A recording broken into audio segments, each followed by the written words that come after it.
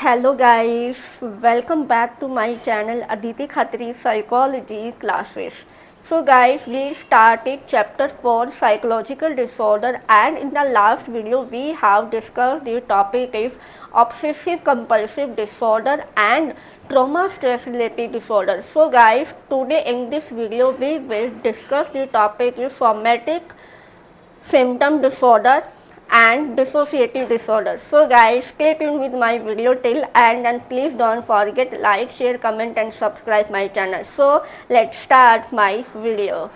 So guys, today's class topic is somatic symptom disorder and dissociative disorder. So guys, look at here, somatic symptom disorder क्या होता है? Somatic symptom disorder वो होता है जहाँ person को ये लगता है कि मुझे इस चीज़ की बीमारी हो गई है, मुझे इस बीमारी के सिम्टम दिखाई दे रहे हैं, ठीक है। बट जब वो डॉक्टर को विजिट करता है और उसके बॉडी के फंक्शन के जितने भी टेस्ट होते हैं वो टेस्ट किए जाते हैं और उसमें कोई भी फिजिकली डिसीज नहीं आती है। यहाँ पर्सन को क्या है, साइकोलॉजिकल डिफ़िकल्टी की कंप्लेंट रहती है, राइट, और जिसकी वजह से उस पर्सन को डिस्ट्रेस होता है और उसकी जो डेली लाइफ की जो एक्टिविटी होती है वो डिस्टर्ब हो जाती है। क्लियर। सेकंड, इसमें दो टाइप के डिसऑर्डर्स आते हैं, इलनेस डिसऑर्डर और कन्वर्जन डिसऑर्डर। इलनेस डिसऑर्डर क्या कहते हैं, यहाँ पर सेम ही चीज़ है, बस एक चीज़ में ऐड हुई है एंजाइटी, ठीक है। जो पर्सन को अपनी बॉडी को लेकर ऐसा लगता है कि मुझे इस बीमारी ने पकड़ लिया है, मुझे इस बीमारी के सिम्टम मुझे अपने बॉडी में दिखाई दे रहे हैं, और जब वो डॉक्टर को विजिट करने जाता है तो उसको कोई बीमारी नहीं आती है और उसके लिए वो क्या आता है, वरी हो जाता है, एंजियस हो जाता है, टेंशन लेने लग जाता है। वो इतना टेंशन लेता है जिसकी वजह से उसको एंजाइटी हो जाती है। मतलब अपनी बीमारी के बारे में यहाँ पे डायग्नोज किया जाता है, पूरी बॉडी को डायग्नोज किया जाता है, बट उसमें कोई भी फिजिकल डिसीज नहीं आती है, जिसकी वजह से भी वो क्या है, एंजाइटी फील करता है, उसको एंजाइटी हो जाती है। और यहाँ पर जो पर्सन, जो पेशेंट होता है, वो मानने को ही तैयार नहीं होता है कि मुझे कोई बीमारी नहीं। उसको ये लगता है मेरी बॉडी के अंदर ये फील हो रहा है, मुझे टच फील हो रहा है, मुझे ये टच फील नहीं हो रहा है, मुझे कोई स्मेल नहीं आ रही है, या फिर ऐसे मानो जस्ट फॉर एग्जांपल मुझे कैंसर हो गया है, कैंसर के मुझे ये सिस्टम है, मुझे कफ आ रहा है, मेरी बॉडी में बहुत ज़्यादा टायर्ड हो रही है, मैं चल नहीं पा रहा हूँ, बट पूरी चीज़ों बॉडी का टेस्ट करवाया जाता है तब उसमें कोई भी कैंसर के सिम्टम नहीं होते हैं। सेकेंड एग्जाम्पल लेते हैं कि किसी पर्सन को डायबिटीज़ हो रही है, डायबिटीज़ में क्या है, आपके पाँव में बहुत ज़्यादा जलन होना, है ना, हाथ बर्न होना, इस तरह के कोई सिम्टम उसको दिख रहे हैं, बट टेस्ट कराने के बाद उस बॉडी के अंदर कोई भी डिसीज़ नहीं आती है। फिर भी यहाँ पर पेशेंट कभी नहीं मान रहा है कि मुझे कोई बीमारी हुई है, उसको कुछ भी नहीं है, फिर भी उसको लगता है मेरे अंदर कोई बीमारी हो चुकी है, ठीक है। उसको लेकर वो बहुत ज़्यादा एंजाइटी फील करता है, उसको एंजाइटी होने लगती है, ठीक है। आया समझ में। थर्ड बात करते हैं कन्वर्सेशन डिसऑर्डर। कन्वर्जन डिसऑर्डर क्या होता है, यहाँ पर पर्सन को ये लगता है कि उसके बॉडी के जो बेसिक फंक्शन है वो लॉस हो चुके हैं, मतलब बॉडी के जो पार्ट होते हैं ना, जो बेसिक पार्ट होते हैं वो क्या है, लॉस हो जाते हैं। जैसे इसमें सिम्टम बताए हैं, उसके बॉडी क्या पैरालाइज हो गई, ब्लाइंडनेस हो गया, वॉक करने में बहुत ज़्यादा प्रॉब्लम आ रही है।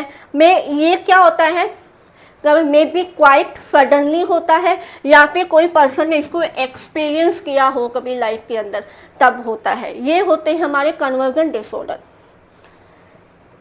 क्लियर, यहाँ तक कोई डाउट नहीं होगा। ये हो गया हमारा somatic symptom disorder. Second disorder की बात करते हैं हम, डिसोसिएटिव डिसऑर्डर। डिसोसिएटिव और एक एसोसिएटिव, नाम सुना, एसोसिएशन। एसोसिएशन क्या होता है कि एक से दूसरी चीज़ को ऐसे जोड़ता है। डिसोसिएटिव क्या होता है, एक चीज़ से दूसरी चीज़ को अलग कर देना, that is the meaning, okay. Dissociative emotions and reality feelings, personal life and social of identity experience painful. Means that dissociative का मतलब होता है यहाँ पर पर्सन के जो भी इमोशन और रियलिटी होती है वो डिसोसिएट होती है, मतलब अपनी रियलिटी से और अपने इमोशन से वो डिसोसिएट कर लेता है और उसकी जो फीलिंग होती है वो बिल्कुल भी रियलिटी नहीं होती है, वो उसको भी अलग कर लेता है। डीपर्सनलाइजेशन मतलब यहाँ पर अपनी जो आइडेंटिटी होती है पर्सन की वो भी सेपरेट करता है कि मेरी क्या आइडेंटिटी है, उसको याद नहीं रहता है, उसकी जो आइडेंटिटी वो भूल जाता है, लॉस हो जाती है, और जो भी इसके एक्सपीरियंस रह रहे होते हैं लाइफ के वो बहुत ज़्यादा पेनफुल होते हैं। क्लियर? इसके अंदर 3 डिसऑर्डर्स और आते हैं।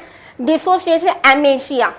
डिसोसिएटिव एमेशिया में क्या होता है, यहाँ पर पर्सन के जो भी मेमोरी का सेलेक्टेड पार्ट होगा वो लॉस हो जाएगा, और कुछ मेमोरी उसको रिमेंबर रहेगी और कुछ मेमोरी जो उसकी होगी लॉस हो जाएगी। जैसे आपने देखा होगा अपनी फैमिली मेम्बर में भी बहुत सारे लोग हैं, हम भी रहते हैं, जब हम कहते हैं ना वो वाली बात किस टाइम पे हुई थी, तब हमें वो चीज़ें याद नहीं आती। अगर हम नॉर्मली अपने घर में कम्युनिकेट कर रहे हैं, कन्वर्सेशन कर रहे हैं, कैसी भी नॉर्मली बात कर रहे होते हैं, फैमिली टाइम स्पेंड कर रहे होते हैं, तब वो कैसी कैसी बात हमें याद आने लग जाती है ना।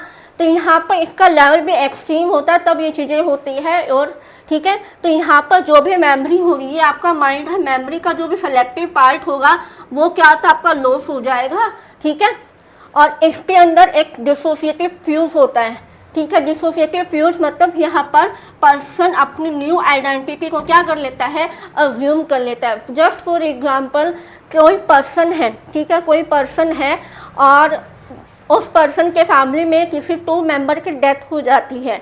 वो पर्सन क्या होता है कि बहुत ज़्यादा स्ट्रेसफुल सिचुएशन में चला जाता है। ठीक है, वो बहुत ज़्यादा सैड हो जाता है।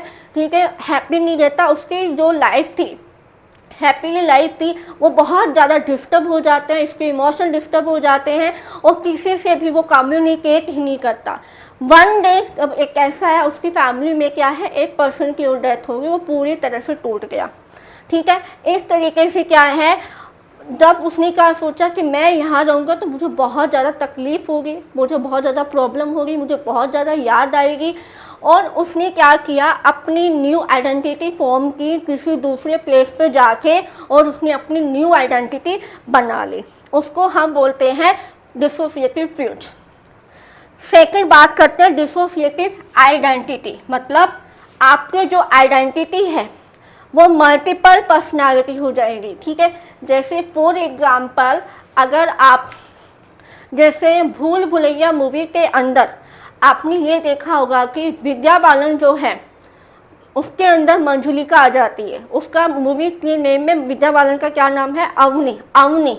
ठीक है, अवनी के अंदर क्या आ जाती है, मंजुलिका आ जाती है। वो क्या कहते हैं, अलग अलग कैरेक्टर करती है, अलग अलग वर्क करती है ना, बार बार कभी अवनी हो जाती है, कभी वो मंजुलिका हो जाती है ना। तो ये चीज़ उसको, अवनी को भी नहीं पता होती कि मेरा अंदर मंजुलिका आ रही है और ये चीज़ क्या हो रही है। तो बार बार चीज़ें क्या होता है, डिसोसिएट हो रही है, मल्टीपल पर्सनैलिटी हो रही है। क्लियर? थर्ड आते हैं डिसपर्सनलाइजेशन डिसऑर्डर। डिपर्सनलाइजेशन डिसऑर्डर में क्या होता है, यहाँ पर पर्सन का जो सेल्फ होता है वो रियलिटी होती है बिल्कुल ही सेपरेट हो जाता है। ठीक है, यहाँ पे ड्रीम लाइफ स्टेट में चला जाता है, मतलब मेरी लाइफ की क्या स्टेट थी वो उसी में रहता है, और अपने बारे में, अपनी रियलिटी के बारे में वो बिल्कुल नहीं सोचता है। क्लियर? ये है हमारा डिसोसिएटिव डिसऑर्डर। आई होप आपको ये दोनों डिसऑर्डर क्लियर हो गए होंगे। If you have any doubt please ask me in comment section. So guys, मिलते हैं हमारी नेक्स्ट वीडियो में नेक्स्ट टॉपिक के साथ। तब तक bye bye, have a nice day.